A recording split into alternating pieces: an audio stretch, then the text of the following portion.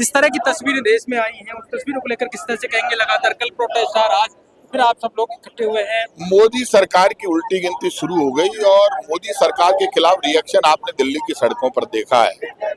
राहुल गांधी की गिरफ्तारी के बाद ये साबित हो गया, यदि राहुल गांधी की गिरफ्तारी हो रही है, विपक्ष के नेता को भी यदि प्रधानमंत्री निवास के बाद आप धरना नहीं दोगे तो आप तो डेमोक्रेसी का गला घोट रहे हो, आप तो संविधान के खिलाफ काम कर रहे हो। देश में यदि अब टकराव होता है तो राहुल गांधी जिम्मेदार नहीं होंगे, बीजेपी की सरकार, मोदी जी जिम्मेदार होंगे।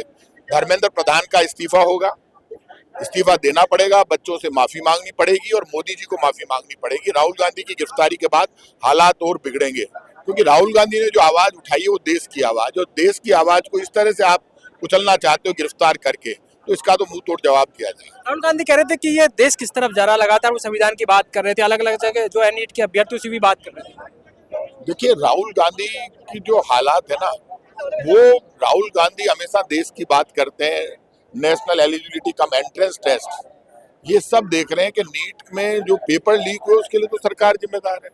तो राहुल गांधी लगातार कह रहे हैं, आप बात कर लेते हैं, सोनम वांगचुक से जाकर मिल लेते, आप बच्चों को कल मार रहे थे, महिलाओं के पीछे कल डंडे डाल रहे थे, तो ये तो दादागिरी होगी, तो जुल्म हो गया। जब तक इस्तीफा नहीं होगा प्रदर्शन रहेगा।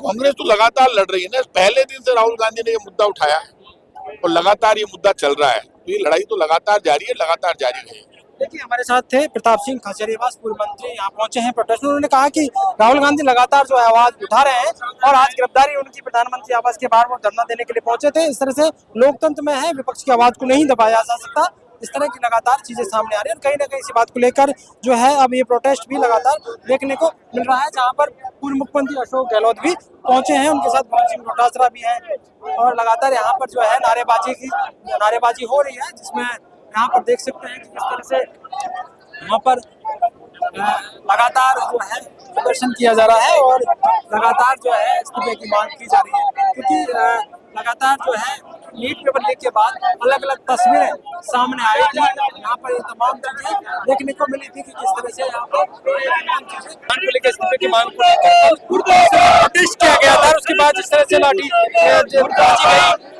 इस तरह की लगातार क्या कहेंगे इस मामले में? देखिए, हमारे नेता राहुल गांधी जी पहले से ही इस मुद्दे पे लगातार वो कर रहे हैं।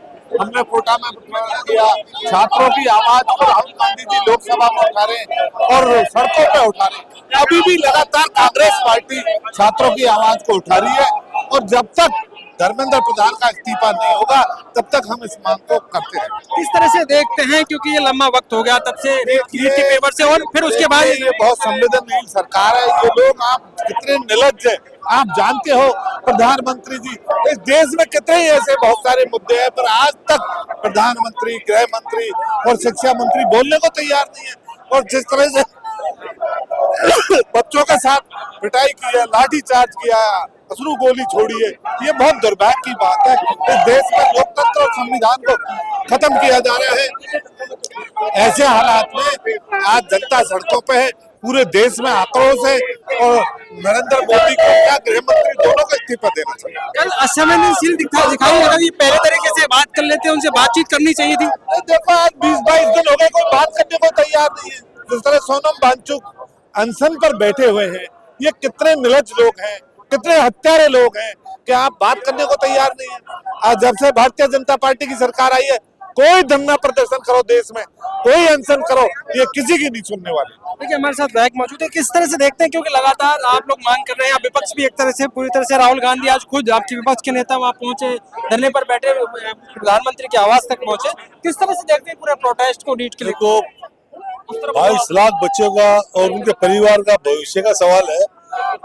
पिछले 2-3 सालों से हमेशा नीट का पेपर लीकेज हो रहा है, जिसको लेके राहुल गांधी जी ने यहाँ कोटा में आके सभी छात्रों से संवाद भी किया था और ये हमारे पूरे राजस्थान के अंदर, हर जिले के अंदर, हर ब्लॉक के अंदर ये अभियान भी चला है। नीट के पेपरों को लेकर धरना प्रदर्शन हो रहा है। तो पिछले 22-23-24 दिनों से जंतर मंतर के अंदर युवा छात्रों ने धरने प्रदर्शन दी है, ये उसकी कोई सुनाई नहीं हो रही है। 20 तारीख को तो पार्लियामेंट चालू हुआ, कल से चालू हुआ, जब से राहुल गांधी और मल्लिकार्जुन खड़गे साहब और अन्य सभी दल ने सभी ने आवाज उठाई कि नीट के पेपर जो लीकेज हुआ है, धर्मेंद्र प्रधान का इस्तीफा दो। इसको लेके ना तो सरकार इसमें जवाब दे रही है, वहाँ पे जो पार्लियामेंट चल रही है, इसको लेकर राहुल गांधी जी बात धरने पे बैठे। और आज हमारे राजस्थान के प्रदेश गोविंद सिंह डोटासरा जी के नेतृत्व में राजस्थान में पूरे में जिला हेडक्वार्टर में जयपुर सहित सभी जगह इस तरह से धरने प्रदर्शन और प्रधानमंत्री का पुतला जलाया जा रहा है। इसको लेकर पूरे हिंदुस्तान के अंदर ये आग लगी हुई सी है। कोई व्यवस्था नहीं है, कानून व्यवस्था नहीं है, संविधान खतरे में। मंत्रियों के कई बार गलत सलत जवाब आते हैं, कोई स्पष्टीकरण नहीं है। इसलिए सारी जनता मोदी सरकार के खिलाफ है। देखिए हमारे साथ युवा भी हैं, उनसे बातचीत करते हैं किस तरह से देखते हैं, क्योंकि आप युवा भी हैं, युवाओं की मांग बड़ी ज्यादा देखी जा रही है। किस तरह से प्रोटेस्ट हुआ और उसके बाद कल का जो घटनाक्रम हुआ। देखिए युवाओं की बात इसलिए करूंगा कि आज सबसे ज्यादा कुठाराघात अगर कुछ किसी के साथ हो रहा है तो वो देश की रीढ़ की हड्डी माने जाने वाले हमारे यूथ का हो रहा है। लगभग 52 करोड़ यूथ है इस देश के अंदर, और सबसे बड़ा अगर प्रहार किया गया है तो वो शिक्षा व्यवस्था पर किया गया है, क्योंकि इनको पता है कि जिस देश के अंदर शिक्षा की व्यवस्था बदहाली होती है उस देश का भविष्य कभी निखर नहीं सकता। इसलिए इन्होंने पूरे प्लानिंग और मैनेजमेंट के तहत शिक्षा पर वार किया है। और कल का जो प्रदर्शन था, कल का जो आंदोलन था, वो यूथ का गुस्सा है। वो धीरे धीरे अगर इन्होंने अपनी तानाशाही ऐसे ही बढ़ाते रहे तो ये गुस्सा और बढ़ेगा और एक दिन ऐसी क्रांति आएगी कि इनको सत्ता से ये यूथ इनको उखाड़ के फेंक देगा। तो ये लोगों का गुस्सा है, ये हमारे जैन जी का गुस्सा है जो इनको अपने तख्ते से उठा के नीचे फेंक देगा।